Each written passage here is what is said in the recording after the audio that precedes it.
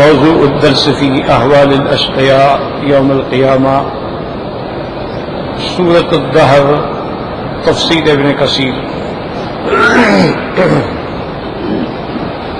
الحمد لله رب العالمين والصلاة والسلام على أشرف الأنبياء وسيد المرسلين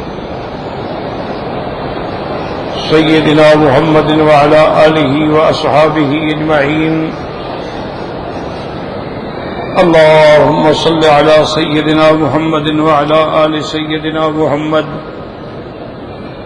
كما صليت على إبراهيم وعلى آل إبراهيم في العالمين إنك حميد مجيد.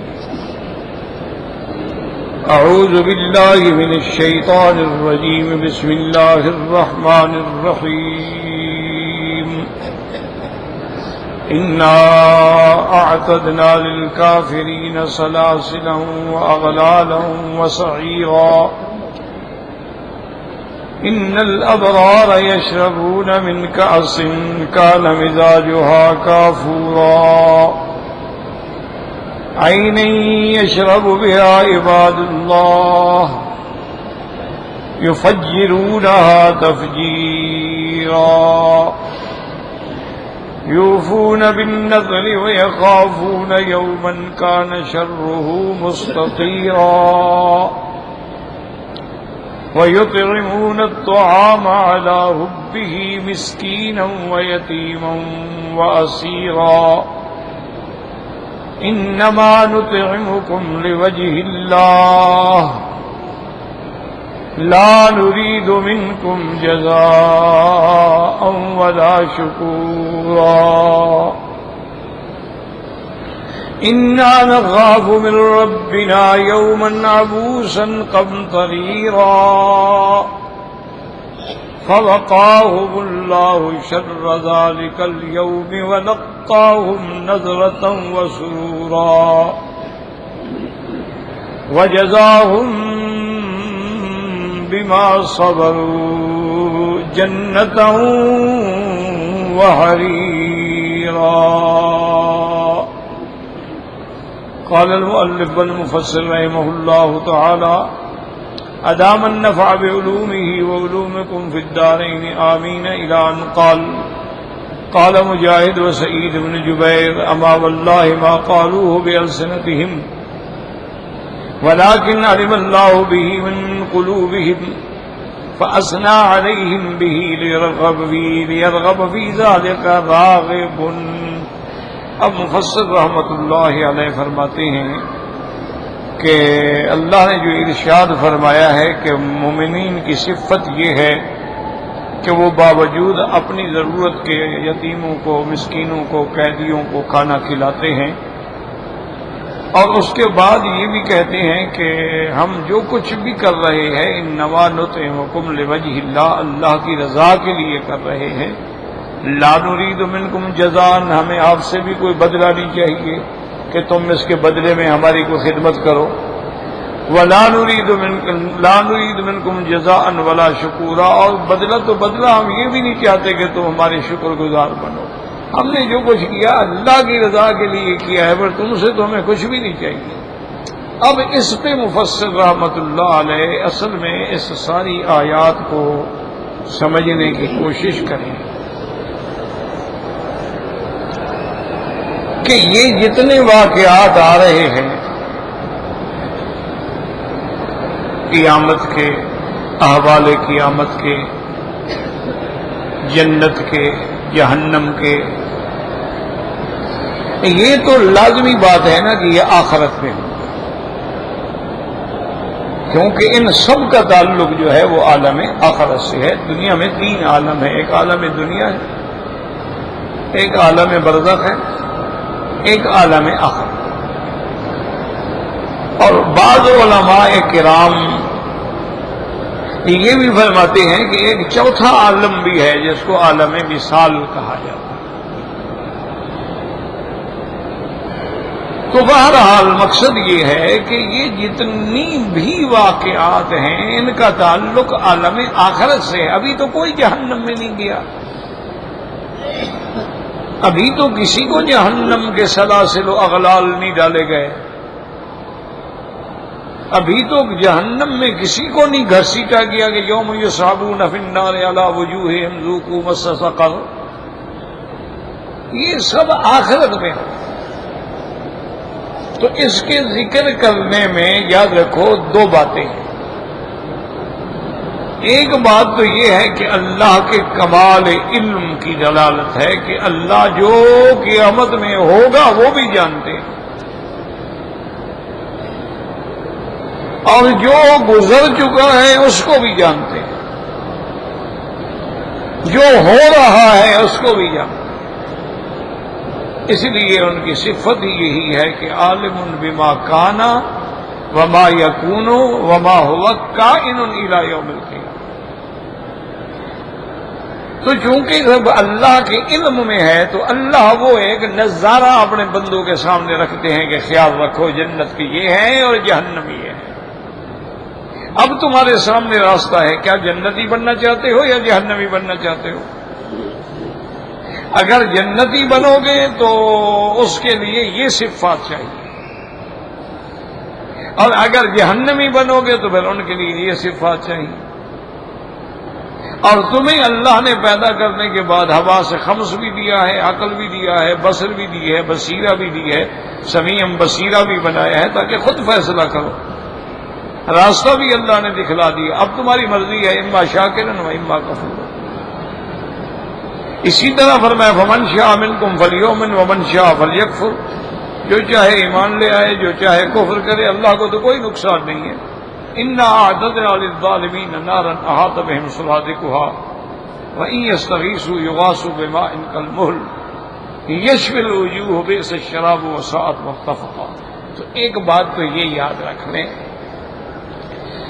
لیکن قرآن پاک اس کو اس اسلوب میں بیان فرماتے ہیں گویا بالکل ہماری آنکھوں کے سامنے۔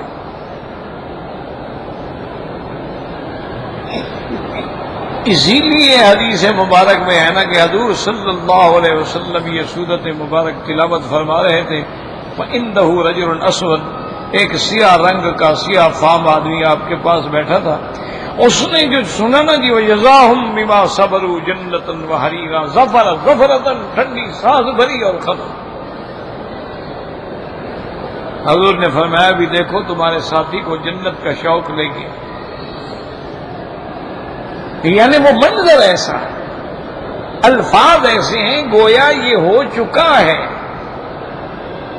جیسے کہ اللہ فرماتے ہیں کہ جب قیامت میں جنت والے جنت میں ہوں گے، جہنم والے جہنم میں، وَنَادَى أَصْحَابُ الْجَنَّةِ أَصْحَابَ النَّارِ، اب جنت والے ان کو کہیں گے جہنم والوں کو کہ جو اللہ نے فیصلہ کیا تھا، وعد کیا تھا، وعید کیا تھا، وہ پورا ہو گیا؟ ہمارے ساتھ جو اللہ نے وعدہ کیا تھا وہ پورا ہو گیا، ہم تو جنت میں آرام میں ہیں۔ فَهَلْ وَجَدتُّم مَّا وَعَدَ رَبُّكُمْ حَقًّا قَالُوا بَلَىٰ۔ اسی طرح قرآن کہتا ہے وَنَادَىٰ أَصْحَابُ النَّارِ أَصْحَابَ الْجَنَّةِ، اب جہنم والے ان کو پکاریں گے کہ بھئی افیضوا علینا من الماء، یار اوپر سے کوئی پانی ہی پھینک دو، او مما رزقکم اللہ، جو اللہ نے تم کو رزق دیا ہے وہ بچہ کھچا ہمیں بھی دے دو۔ تو اب جنت والے کہیں گے قالوا ان اللہ حرمہما الکافرون، صیغہ نادا ماضی کا صیغہ ہے، حالانکہ صحیح نادونا، وہ مستقبل میں جب وہ ہوں گے جنت جہنم میں تو پکاریں گے، لیکن چونکہ خبر دینے والی اللہ کی ذات ہے لتحقق الوقوع، اس کا واقع ہونا یقینی ہے، اس لیے وہاں ماضی کا صیغہ آیا گویا کہ یہ ہو گیا۔ اس لیے ہمیشہ یاد رکھا کرو، باقی جو قبر کا عذاب ہے یا دیگر عذاب، یہ یعنی عذاب ہے جہنم کے عذاب کی کچھ شکلیں ہیں، حقیقی جہنم کا عذاب نہیں ہے۔ حقیقی جہنم کا عذاب تو آخرت میں ہوگا، عذاب قبر جو ہے وہ حق ہے، لیکن یہ نوع من عذاب جہنم ہے۔ جیسے آپ دیکھیں جی کہ گرمی ہے، سورج کی گرمی ہے، سردی ہے، تو ایک روایت میں یہ بھی آتا ہے کہ جہنم سانس لیتی ہے، تو اس سے گرمی کے آثار آتے ہیں۔ تو اس لیے یعنی یہ ساری چیزیں ہوں گی لیکن قیامت میں ہوں گی۔ بیان کرنے کا مقصد کیا ہے کہ ہر چیز تمہارے سامنے آ جائے۔ انا ہدیناہ السبیل، ہم نے بتلا دیا راستہ کہ دیکھ لو، گویا جنت بھی تمہارے سامنے ہے اور جہنم بھی تمہارے سامنے ہے۔ اب یہاں یاد رکھو، فرماتے ہیں کہ انما نطعمکم لوجہ اللہ لا نريد منكم جزاء ولا شکورا، کہ ہم جو تم کو کھانا کھلا رہے ہیں اللہ کی رضا کے لیے، یہ مومن نہیں کہیں گے، یاد رکھو، یہ وہ زبانی کلامی نہیں کہیں گے۔ کیوں؟ جو کریم ہوتا ہے کسی کو کھلا کے پھر کہتا ہے، احسان جتلاتا ہے، بس دے دیا دے دیا، وہ تو احسان نہیں جتلاتا۔ یہ جو ہے یعنی یہ زبان حال کہہ رہی ہوگی، یہ زبان کال نہیں۔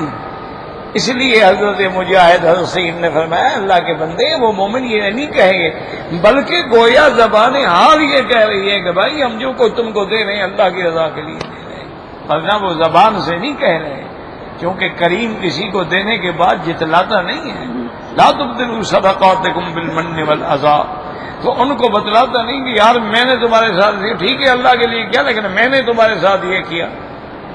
کریم کی یہ شان ہی نہیں ہے۔ تو ان الفاظ کا معنی یہ ہے کہ انما نطعمکم لوجہ اللہ، یعنی زبان حال، لا نريد منکم جزاء ولا شکورا، انا نخاف من ربنا یوما عبوسا قمطريرا، اي انما نفعل هذا لعل الله ان يرحمنا ويتلقانا بلطفه في اليوم العبوس القمطرير۔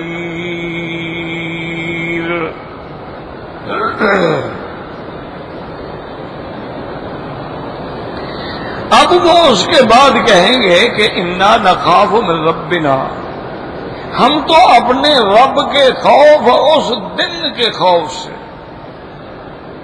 یومن ابوسن، ابس کا معنی ہوتا ہے یعنی چہرے پہ بل ڈالنا،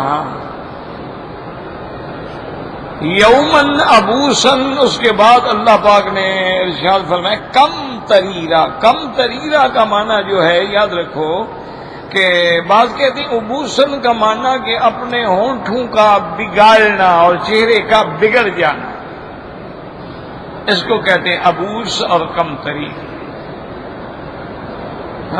جیسے دوسری جگہ قرآن میں آیا ہے کہ جب حضرت عبداللہ ابن ام مکتوم میرے آقا کی خدمت میں آئے، آپ کے پاس صنادید کفار قریش، قریش کے بڑے بڑے سردار بیٹھے،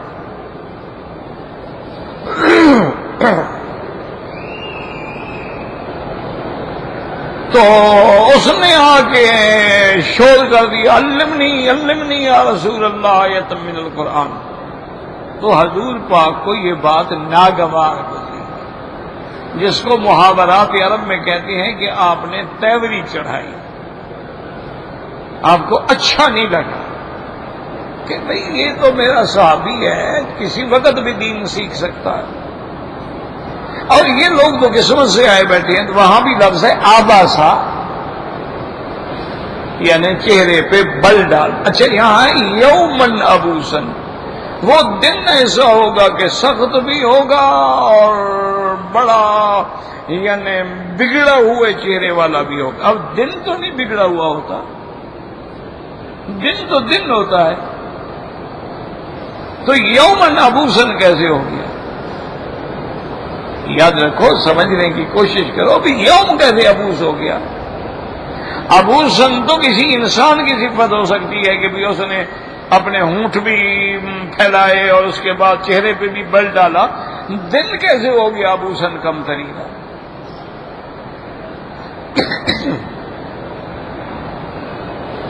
تو اس کو سمجھیں، اس کو محاورات علماء قواعد میں کہتے ہیں کہ مجازن نسبت ہے، جیسے کہتے ہیں کہ بھئی لیلہ قائم و نہارہ صائم، جیسے مثال ہے لیلہ قائم کہ رات اس کی کھڑی ہے اور دن اس کا روزہ. اب دن تو روزہ نہیں رکھتا نا.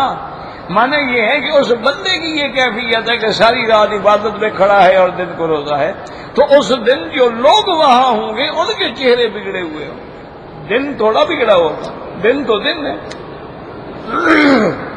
جیسے کہ اللہ نے وضاحت یوم تبیض وجوہ وتسود وجوہ،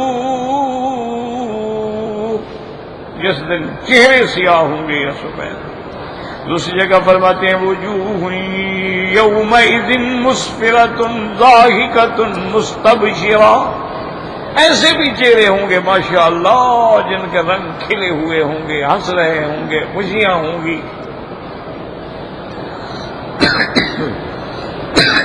تو اس کو کہتے ہیں نسبت مجاز، مجازن یوم کی طرف نسبت کر دی گئی، ورنہ یوم جو ہے بذات ہی تو کچھ نہیں ہے.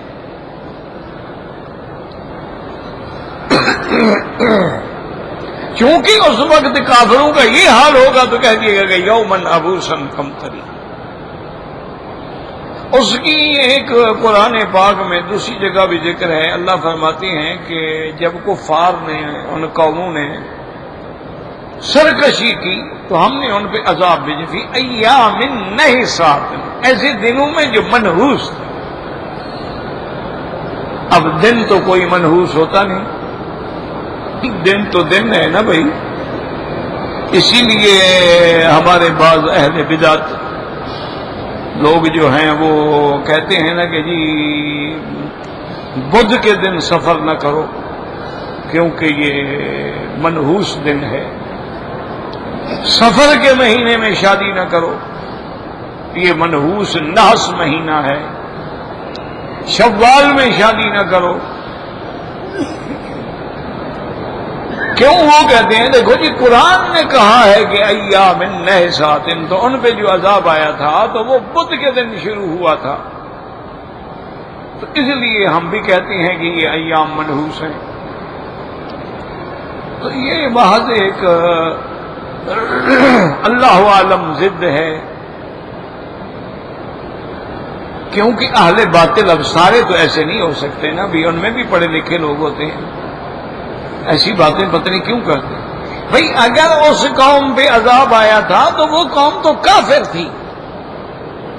کافروں پہ جس دن عذاب آئے گا تو مومنوں کے لیے خوشی ہوگی یا مومنوں کے لیے بھی غم ہوگا. آج اگر اللہ تبارک و تعالی یہود پہ اپنا قہر نازل کر دیں، ہم خوش ہوں گے یا ہم اداس ہو جائیں گے؟ تو وہ تو ان کے لیے منحوس تھے نا، تمہارے لیے تو نہیں ہے. ایک دوسری بات یہ ہے کہ اگر عذاب والا دن جو ہے وہ منحوس ہے تو ان پر عذاب جو ہے نا وہ بدھ کو شروع ہوا اور اگلے بدھ کو جا کے ختم ہوا، پھر تو سارے 8 دن ہی منحوس ہو گئے. اور دوسری بات یہ ہے کہ اگر بدھ کے دن سفر منع ہے کہ منحوس ہے، تو اگر آپ کا بچہ بدھ کے دن پیدا ہو تو آپ اٹھا کے باہر پھینک دیں گے کہ منحوس ہے. کیوں؟ بدھ کیوں پیدا ہوا ہے؟ یہ جاہلوں کی باتیں ہیں. اللہ کے قرآن میں تحریف کرتے ہیں، قرآن کے معانی کو بدلتے ہیں. اس لیے ہمیشہ یاد رکھیں کہ لاکھ لچھے دار کوئی تقریریں کرے اور عبارتیں بنائے، قرآن وہ ہے جو میرے مدنی محمد پاک نے بیان فرمایا. حضور نے کھولا، حضور نے صحابہ کو پڑھایا، صحابہ نے تابعین کو پڑھایا، تابعین نے تبع تابعین کو پڑھایا. ان سے چلتے چلتے ہم تک قرآن پہنچا ہے. تو آج بھی وہی تفسیر قابل حجت ہوگی جو اس راستے سے آئی. اگر اس سے ہٹ کے کوئی بات ہوگی تو وہ قابل حجت نہیں ہوتی. اس لیے وہ کہیں گے کہ بھئی ہم تو اس دن سے ڈر رہے ہیں، اللہ کی رضا کے لیے کر رہے ہیں، آخرت کے خوف سے کر رہے ہیں. اچھا، یہاں علماء نے ایک اور بھی بڑی عجیب بات لکھی ہے.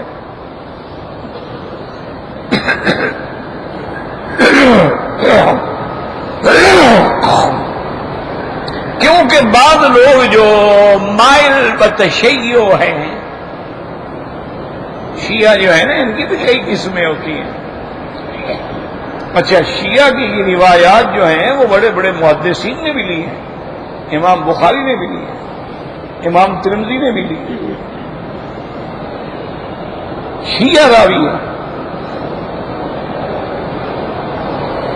حارث الاعور جو ہے مشہور شیعہ ہے، لیکن سب سے انہوں نے روایت لی ہے. اور پھر ان علماء محدثین نے یہ بھی بتایا ہے کہ تمیل الی التشیع شیعت کی طرف مائل تھا، یعنی اس کا کچھ رجحان تھا ان کے پاس. کسی جگہ لکھ دیتے ہیں شیعی، نہیں وہ شیعہ تھا. کسی جگہ لکھ دیتے ہیں شیعی غالی، بڑا ڈھیٹ شیعہ تھا. کسی جگہ لکھ دیتے ہیں شیعی محترق، وہ بڑا سڑول شیعہ تھا. لیکن روایت لے لیتے ہیں. وجہ کیا ہے یاد رکھو، یہ بھی بڑے مسائل ہوتے ہیں. اس کی وجہ یہ ہے کہ روایت میں یہ دیکھا جاتا ہے کہ جس بندے سے ہم روایت لے رہے ہیں یہ حافظے میں اس کا حافظہ ٹھیک ہے، ضبط ہے، عدالت ہے، صداقت ہے، سچ بولتا ہے. تو کئی یہودی بھی سچ بولتے ہیں، کئی نصرانی بھی سچ بولتے ہیں، کئی ہندو بھی سچ بولتے ہیں، اور کئی مسلمان بھی سچ نہیں بولتے. تو روایت میں تو یہ دیکھا جاتا ہے، یہ نہیں دیکھا جاتا کہ تمہارا کس پارٹی سے تعلق ہے. بندہ سچا ہے، اس نے ایک بات کی لے لی. اگر آدمی سنی ہے لیکن کذاب ہے، جھوٹا ہے، اس کی روایت کا کیا فائدہ؟ آدمی سنی ہے لیکن وضاح ہے، وہ روایتیں گھڑتا ہے، بناتا ہے، جیسے لوگ آج کل میلاد کے لیے روایتیں بناتے ہیں. اور اسی طرح بہت ساری روایتیں ہیں جیسے مواہب الدنیا میں ہیں، اس میں تقریباً اکثر روایتیں ایسی. تو اس سے روایت نہیں لی جائے گی. یہ تھوڑا کہ سنی ہے تو چلو لے لو، نہیں. روایت لینے کا تو اپنے معاملات ہیں، اپنے شرائط ہیں. وہاں تو ضبط اور عدل اور صدق دیکھنا پڑتا کہ راوی اچھا، ایک راوی ہے سچا بھی ہے، عادل بھی ہے، منصف بھی ہے، عمل بھی ٹھیک ہے، حافظہ خراب ہے، تو اس کی روایت کا کیا اعتبار؟ اس کا حافظ جس کو بات ہی بھول جاتی ہے، اس کی روایت اس لیے محدثین بتاتے ہیں حفظہ فی آخر عمرہ، بڑھاپے میں جا کے اس کا حافظہ خراب ہو گیا. اب اس کی وہ روایت تو لے لیتی ہیں جو اس کے حافظے خراب ہونے سے پہلے کی ہے، لیکن جو بعد کی ہے وہ نہیں لیتی. یہ بہت بڑا باریک فن ہے. اور آج کل اللہ معاف فرمائے، اللہ معاف فرمائے، بازیچہ اطفال ہے. 2 کتابیں پڑھنے کے بعد اپنے آپ کو لوگ محدث کہنا شروع کر دیتے ہیں، مفسر کہنا شروع کر دیتے ہیں، اور علامہ کہنا شروع کر دیتے ہیں. پہلے لوگ تو ڈرتے تھے، وہ تو گھبراتے تھے کہ کوئی ہمیں اس لفظ سے کیوں پکارے. وہ اپنے آپ کو چھپاتے تھے، یہ اپنے آپ کے اشتہار لگاتے ہیں. اب اتنا بڑا فرق ہے.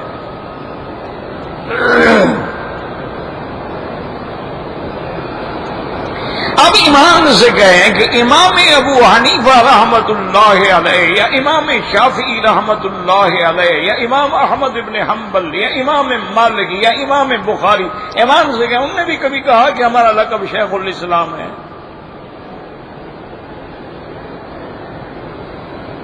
کسی ایک کتاب میں وہ یہ دکھا دو. یہی فرق ہے متقدمین میں اور آج کل ہم لوگوں میں کہ ہم 2 جماعتیں پڑھتے ہیں تو مولا نا لکھنا شروع کر دیتے ہیں. ہم 2 جماعتیں پڑھتے ہیں تو ماشاء اللہ شیخ العرب والعجم. ہمیں 10 حدیثیں آ جائیں تو ہم کہیں گے ماشاء اللہ یہ تو خود حافظ الحدیث ہے. تو اللہ کے بندے، حافظ الحدیث وہ ہوتا ہے جس کو 1,00,000 حدیث یاد ہو. ایسے تھوڑا ہے. تو بہرحال یہ تو ہماری بدقسمتی ہے کہ ہم اس مسائل میں آ گئے ہیں. ورنہ اس لیے ہمیشہ یاد رکھو کہ قرآن پاک اللہ نے اتارا، اللہ نے پڑھایا، اللہ نے سمجھایا. ادھر ادھر ہٹو گے تو پھر جہنم. تو اس لیے مفسر رحمت اللہ علیہ فرماتے ہیں، وہ کہیں گے ہاں میں جو بات کہہ رہا تھا وہ رہ جائے گی. تو بعض شیعہ حضرات جو مائل تشیع وہ کہتے ہیں کہ یہ آیات جو ہے نا حضرت علی کے حق میں، تو ایک اللہ والے نے بڑی بات باریک لکھی ہے، انہوں نے کہا کہ بے عین ہی سورت واللیل دیکھو،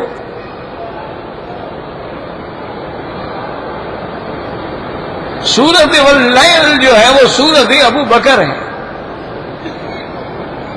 تو سیدنا ابو بکر جو ہے غلام خریدتے، خیرات کرتے، صاحب مال وما لأحد عنده من نعمة تجزى إلا ابتغاء وجه ربه الأعلى. وہ کسی پہ اس لیے احسان نہیں کرتے تھے کہ اس کا کوئی احسان تھا وہ بدلہ اتار رہے ہیں یا بدلہ دینا چاہتے ہیں، نہیں، فرمایا صرف اللہ کی رضا. انہوں نے فرمایا اگر ایسی بات بھی ہو تو پھر بھی علی اور صدیق میں بڑا فرق ہے. صدیق صرف رضا کے لیے دے رہا ہے، یہ تو جہنم سے ڈر کے دے رہا ہے. لیکن یہ باریک بات ہے، کوئی اہل علم سمجھ لے گا. دیکھو نا، ایک آدمی کہتا ہے جی میں عبادت کرتا ہوں کہ اللہ جنت عطا فرما دے، جنت عطا فرما دے، اور ایک کہتے ہیں یا اللہ جہنم سے بچا دے، جہنم سے بچا دے. تو بزرگ کہتے ہیں اچھا تم تجارت کر رہے ہو اللہ کے ساتھ، عبادت اس لیے کر رہے ہو. اچھا تم ماشاء اللہ بزدل ہو، جہنم کے ڈر سے بھاگ رہے ہو، یہ کیا بات ہے؟ یا صدیق بنو یا ابو جہل بنو.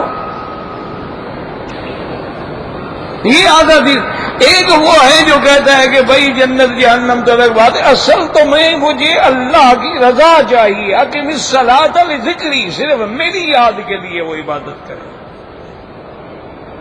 ہاں اگر اللہ راضی ہو گیا جنت دے دی، اس کی مہربانی. اگر ہم ساری زندگی عبادت کرتے رہیں وہ جنت نہ دے، اس کی مرضی ہے. یفعل ما یشاء ویحکم ما یرید. تو ایک ڈر سے کر رہا ہے، ایک غرض سے کر رہا ہے، اور ایک بے غرض صرف اللہ کی رضا کے لیے کر رہا ہے، تو اس کا مقام کتنا بلند ہے. اس لیے انہوں نے فرمایا کہ ان دونوں آیات میں یہ فرق ہے.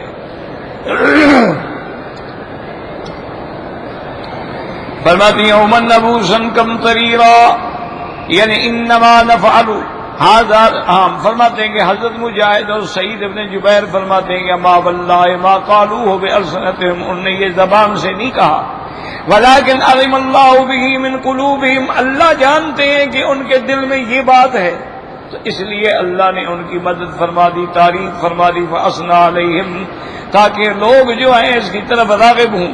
انا نخاف من ربنا یوما عبوسا قمطریرا انما نفعل هذا لعل الله ان يرحمنا ويتلقانا بلطفه في اليوم العبوس القمطریر. ہم اس لیے کر رہے ہیں تاکہ اللہ اس دن ہم پہ رحمت کرے، جو دن جو ہے بڑا مقروع دن ہوگا. قال علی ابن ابی طلحہ عباس عبوسا ضیقا، بڑا تنگ، اور کم تریرن من طویل، یعنی اس میں ضیق بھی ہوگی اور لمبا بھی ہوگا. ان یومن عند ربک کالف سنۃ مما تعدون. وقال اکرمۃ وغیرہ ان فی قولی یوما نبوسا قمطریرا قال یابس الکافر یومئذ حتی یسیل من بین عینیہ ارق مثل القطران. وہ فرماتی ہیں کہ دن تو نہیں عبوس ہوتا، بلکہ کافر کا چہرہ بگڑا ہوا ہوگا اس دن، اور اس کے دونوں آنکھوں کے درمیان سے ایسے خون بہ رہا ہوگا جیسے گندھک کے قطرے گرتے ہیں، قطران. وقال مجاہد ابو سن العابس الشفتین قمطریرا قال یقبض الوجہ بالبصور، وہ اپنے چہرے کو قبض کرتا ہے، تیوری چڑھاتا ہے. وقال سعید وقطع بصبی الوجوہ من الحول، اوسط شدت سے چہرے بگڑ جائیں گے. قمطریرا تقلیص الجبین وما بین العینین من الحول، یہ دونوں آنکھوں کے درمیان میں پیشانی پہ بل پڑ جائیں گے، اس لیے ابوسن کہا گیا. وقال ابن زید الابوس والشر والقمطریر والشدید، انہوں نے فرمایا کہ وہ دن ایسا ہوگا جس میں شر ہوگا اور شدت ہوگی. وأوضح العبارات وأجلاها وأحلاها وأعلاها وأولاها قول ابن عباس رضی اللہ تعالی عنہ، فرماتی ہیں کہ تمام اقوال میں سب سے واضح، سب سے روشن، سب سے میٹھا، سب سے اعلیٰ، سب سے اولا حضرت ابن عباس کا قول ہے، جو حضرت ابن عباس نے فرمایا ہے۔ فرماتے ہیں رضی قال ابن جریر القمطری هو الشدید، وہ کہتے ہیں اس کا معنی شدید ہے۔ یقال هو یوم قمطریر یوم قماطر یوم اصیب و اصیصب، یعنی شدید۔ وقد اقتر اليوم اقترارا وذلك شد اليوم واطرا بالبلاء والشدت، جو دن مصیبت میں اور شدت میں بڑا بھی ہو تو اس کو کہتے ہیں قمطریرا۔ بنی امنا هل تذکرون بلاءنا علیکم اذا ما كان يوم قماطر فوقاهم الله شر ذلك اليوم ولقاهم نظرة وسرورا، اللہ نے اس دن کے شر سے مومنین کو بچا لیا اور ان کو چہرے میں تازگی، تر و تازگی بھی ملی اور خوشی بھی ملی۔ نظرہ کہتے ہیں چہرے کے اندر تراوٹ، چہرے کے اندر خوشی کے تاثرات۔ وہذا من باب تجانس البلیغ، یہ باب یعنی مجانست ہے۔ ادھر ہے نا یوما نبوسا قمطریرا، اور ادھر ہے وَلَقَّاهُمْ نَضْرَةً وَسُرُورًا وَوَقَاهُمُ اللَّهُ شَرَّ ذَلِكَ الْيَوْمِ أَمَنَهُمْ مِمَّا خَافُوا مِنْهُ، اللہ ان کو امن میں رکھیں گے۔ وَلَقَّاهُمْ نَضْرَةً فِي وُجُوهِهِمْ، ان کے چہروں پہ بھی تر و تازگی ہوگی، وَسُرُورًا ان کے دلوں کے اندر بھی خوشی ہوگی۔ مومن جو ہے وہ اس دن قیامت والے دن بھی بڑی راحت میں ہوں گے۔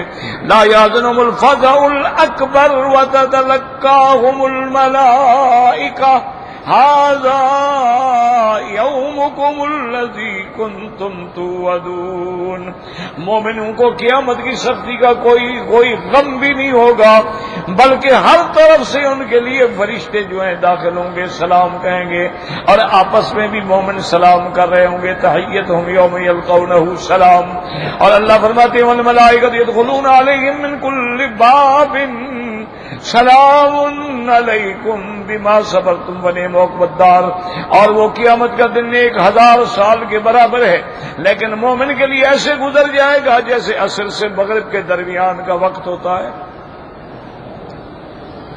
اس لیے مفسر رحمۃ اللہ علیہ فرماتے ہیں قال الحسن البصری وقتادہ وابو العالی ربیع بن انس فهذه كقوله تبارك وتعالى وجوه يومئذ مسفرة ضاحكة مستبشرة وذلك ان القلب اذا سر استنى الوجه، جب دل میں خوشی آتی ہے تو چہرہ کھل جاتا ہے۔ قال كعب بن مالك في يدي استويل وكان رسول الله صلى الله عليه وسلم سر استنى وجهه، حضرت کعب بن مالک فرماتی ہیں کہ ہمارے آقا محبوب دو عالم صلی اللہ علیہ وسلم کو جب کوئی خوشی کی خبر ہوتی تو آپ کا چہرہ روشن ہو جاتا تھا خوشی سے، حتیٰ کہ انہ فلقۃ قمر، ایسے معلوم ہوتا تھا جیسے چاند کا ٹکڑا ہے۔ اور اس کے بعد فرماتے ہیں قال کعب بن مالک قالت عائشہ رضی اللہ تعالی عنہا خلال دخل علی رسول اللہ مسرورا تبرق ساریر وجهه، بی بی عائشہ فرماتی ہیں ایک دن حضور پاک جو داخل ہوئے تو آپ بڑے خوش تھے اور آپ کے چہرے کی ماشاءاللہ ہر چیز جو ہے وہ روشن ہو چکی تھی۔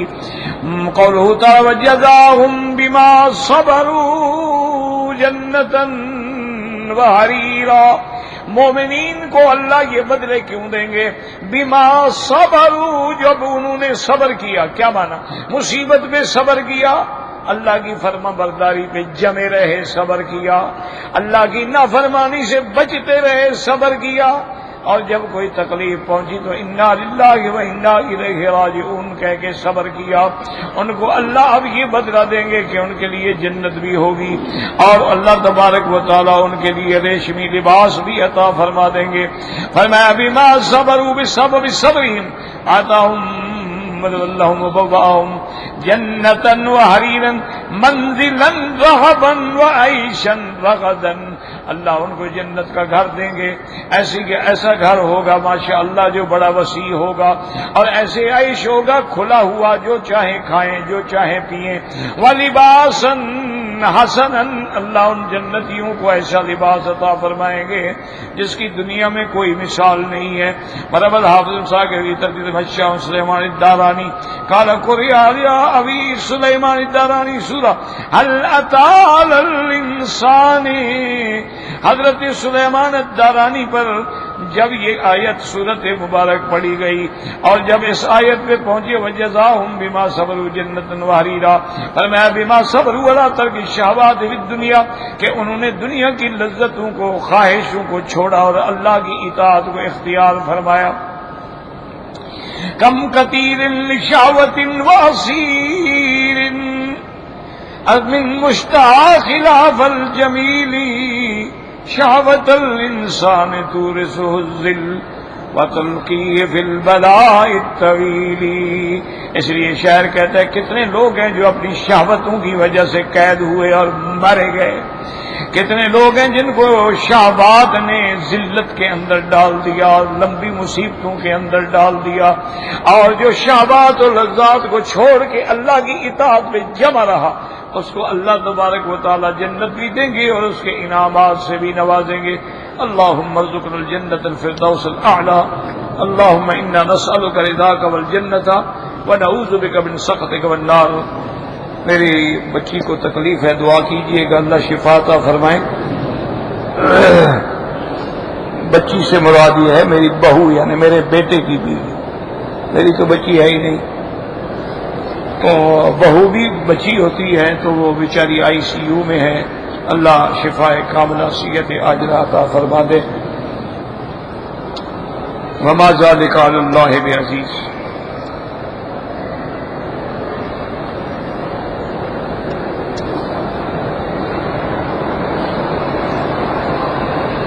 پتہ نہیں کیا لکھا ہے، کوئی بندہ جاب کر کے تھکا ہوا ہو، اس صورت میں کھانا بٹ رہا ہو، لے سکتا ہے، کیوں نہیں لے سکتا ہے بھائی؟ کھانے والے زکوٰۃ تھوڑی چلا رہے ہیں، وہ تو دیتے ہیں ابھی جو غریب ہے مزدور ہیں زکوٰۃ، خیر لے سکتا ہے، کوئی بات نہیں۔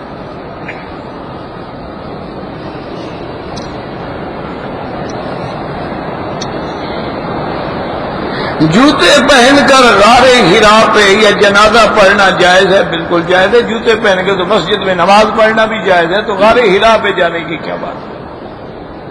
حضور پاک نے جوتے پہن کے نماز بھی پڑھی ہے، صحابہ نے جوتے پہن کے نماز پڑھی ہے، لیکن بات یہ ہے کہ جوتے پاک صاف۔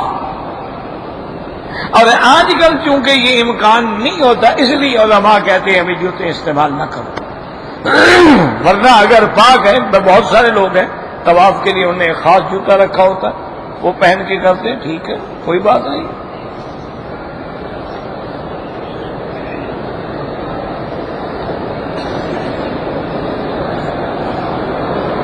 پتہ نہیں آپ نے کیا لکھا ہے، علم محبہ، علم اشتقاق، یہ وضاحت سے سوال لکھو، مجھے سمجھ بھی تو آئے نہیں۔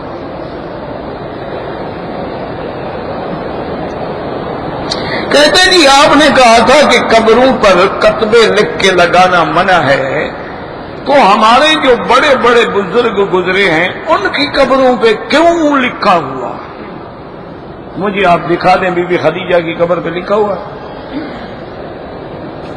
مجھے آپ دکھا دیں ابو بکر عمر عثمان علی کی قبر پہ لکھا ہوا۔ کون بڑے آدمی جن کی قبروں پہ لکھا ہوا؟ یہ تم لوگوں نے لکھا ہے، انہوں نے تو نہیں کہا کہ لکھو، بالکل ناجائز۔ اب اوپر گنبد بنانا، کبے بنانا، مکان بنانا جائز ہے، لوگوں نے بنائے ہوئے، اللہ ہدایت دے، اس کا کیا علاج ہے؟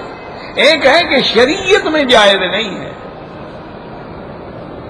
آج بھی آپ جنت البقیع الغرقد میں چلے جائیں کہ وہاں خلیفہ یعنی ثالث الخلفاء داماد النبی المصطفیٰ ذی-النورین باحیا حضرت عثمان دفن ہے، کہاں قبر ہے؟ کہاں بورڈ لگا ہوا ہے؟ سیدہ عائشہ کی قبر ہے، سیدہ فاطمہ کی قبر ہے، ازواج رسول کی قبر ہے، اولاد رسول کی قبر ہے، بنات رسول کی قبر ہے، کہاں لگا ہوا ہے کتبہ جناب؟ آپ کو کہاں سے نظر آ گیا؟ کیوں ایسے قصے بناتے ہو؟ آج ایک آدمی کتبہ لے کے گلے میں ڈال لے، تم بھی ڈال لو گے جی، اس نے جو ڈالا ہوا تھا۔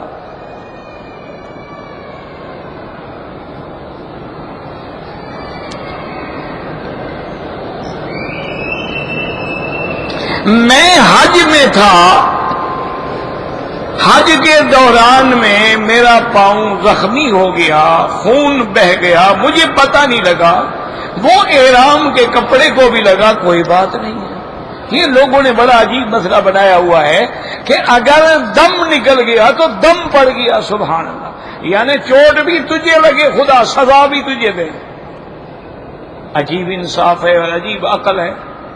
چوٹ لگ گئی تم قابل رحم ہو نا کہ تم پر دم پڑ جائے، کوئی دم نہیں، بس لوگوں نے مسئلے بنائے ہو۔ میری جی احرام میں چادر گر گئی، وہ تو عمرہ بھاگ گیا۔ میں نے جناب احرام میں حمام میں گیا تو پلید ہو جانے کے خوف سے میں نے چادریں اتار کے اندر لٹکا دی، تو لہذا عمرہ تھا چادروں میں، وہ تو گیا۔ اللہ کے بندے کیا جاہلوں نے مسئلے گھڑے ہوئے ہیں، اپنے عقل سے لڑاتے رہتے ہیں۔ چادریں بدل ڈالو، چادریں دھو ڈالو، عمرے کی چادر پھٹ گئی ہے دوسری پہن لو، پلید ہو گئی ہے دھو ڈالو، کیا اس میں کیا فرق پڑتا؟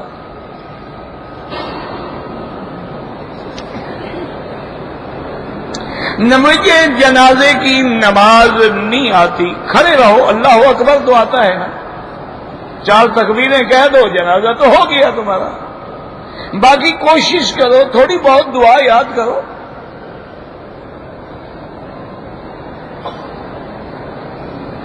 ہم نے اگر طواف کیا اور اس کے بعد جو 2 رکعت ہیں وہ امام ابو حنیفہ رحمت اللہ علیہ کے نزدیک تو واجب ہے، واجب الطواف، کیونکہ ان کی تعریف یہ ہے کہ جو چیز حضور سرکار دو جہاں نے کبھی بھی نہیں چھوڑی وہ واجب کے درجے میں پہنچ جاتی۔ باقی ائمہ کے نزدیک وہ 2 رکعت سنت ہے، نفل تو تم نے بنایا ہوا ہے، نفل تو ہے ہی نہیں، وہ 2 رکعت نفل اور 2 رکعت نفل اور 2 رکعت نفل، کس بات کی نفل؟ باقی ائمہ فرماتے ہیں سنت الطواف، امام ابو حنیفہ رحمۃ اللہ علیہ فرماتے ہیں کہ رکعت ہے واجب الطواف۔ اور یہ بھی یاد رکھو کہ نفلی طواف آدمی کرتا ہے تو جب طواف شروع کر دے یا نفل پڑھنی شروع کر، اب واجب ہے کہ اس کو پورا کرو، وہ نفل نہیں رہتی، واجب ہو جاتی ہے۔ اونٹ کا گوشت کھانے سے وضو ٹوٹ جاتا ہے، حنابلہ کے نزدیک ہے، امام احمد ابن حنبل فرماتے ہیں کہ اونٹ کا گوشت کھائے تو وضو کرے، امام ابو حنیفہ فرماتے ہیں کہ لفظ وضو حدیث میں ہے لیکن اس سے مراد وضو لغوی ہے، یعنی کلی کر لے، ہاتھ دھو لے تاکہ وہ دسامت جو ہے وہ منہ میں باقی نہ رہے۔ ان کے نزدیک ظاہر حدیث پہ عمل ہے، وہ کہتے نہیں وضو کرے، وہی ایسی بات ہے۔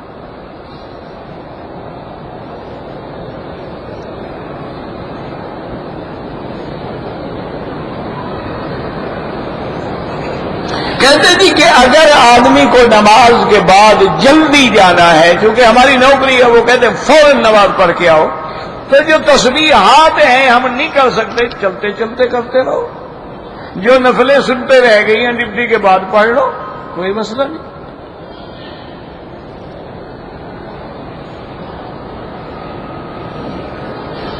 احقابن کا معنی ہے بڑی مدت طویل، قلوب یومئذ واجفۃ، ڈرنے والے۔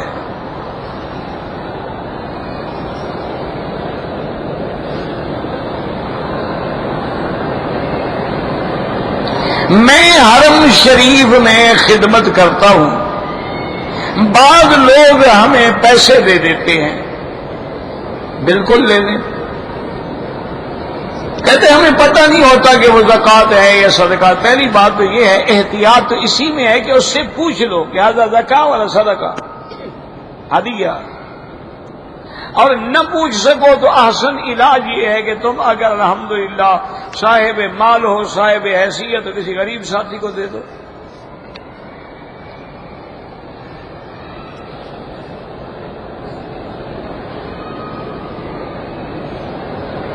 کہتے کہتے جی کہ ایک تو جو جادوگر ہے اس کے بارے میں کیا حکم ہے؟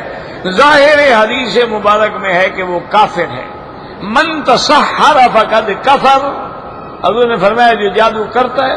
لیکن بعض علماء کہتے ہیں وہ گناہ گار ہیں، جادو کو اگر جائز سمجھتا ہے تو کافر. کہتے ہیں جی کہ جادو کا علاج کیا ہے؟ میرے بھائی اصل بات یہ ہے کہ کوشش یہ کرو کہ کسی صحیح عامل کے پاس جاؤ، ورنہ جو ہم نے پڑھا ہے، چونکہ ہم عامل شامل تو ہے نہیں، نہ ہمیں تعویذ آتے ہیں، نہ عملیات آتے ہیں، نہ ویسے کوئی عمل اچھا ہے. اللہ قبول کر لے تو یہ ایک درس ہے، نقل ہے، اس کو قبول کر لے. اس کا علاج یہ ہے کہ سورۃ البقرہ جو ہے نا قرآن میں، ساری سورت پڑھ کے دم کرو، پانی پہ بھی دم کرو، گھر میں بھی پانی چھڑکو، اس بندے پر بھی ڈالو، اس کو پلاؤ بھی، اور کیسٹ میں لگا کے ہیڈ فون لگا کے اس کو تو سورۃ البقرہ سناؤ بھی صحیح. اور جو آخری صورتیں ہیں، قل اعوذ برب الفلق، قل اعوذ برب الناس، یہ بھی 7 دفعہ پڑھ کے اس پہ دم کرو، خود پڑھ کے اپنے بدن پہ دم کرے.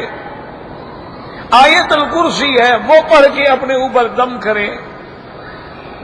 اسی طرح قرآن میں جو آیات ہیں نا سحر کے بطلان کے بارے میں، فلما القوا قال موسیٰ ما جئتم به السحر ان اللہ سیبطلہ ان اللہ لا یصلح عمل المفسدین، وہ آیتیں پڑھ کے دم کریں تو اللہ کی رحمت سے جادو ختم ہو جاتا ہے.